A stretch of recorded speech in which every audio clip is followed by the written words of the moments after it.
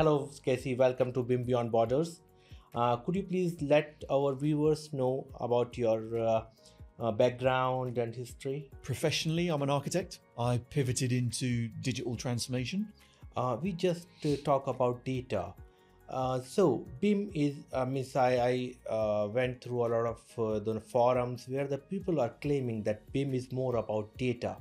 What are your thinking about it? Let's explore more on this.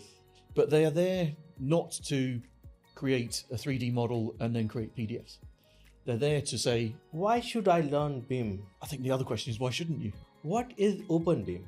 So Open BIM is the idea that I would like to know about the exchange information requirement. What exactly this document is? the exchange information requirements are an appointment level document. What are the key barriers you have faced while implementing the BIM processes on organization level, project level, team level? Could you please explain a bit on it? Oh, we could speak a long time about this. The biggest challenge, as always, is. So thank you very much, Kathy, for joining us on behalf of BIM Beyond Borders, and have a nice day.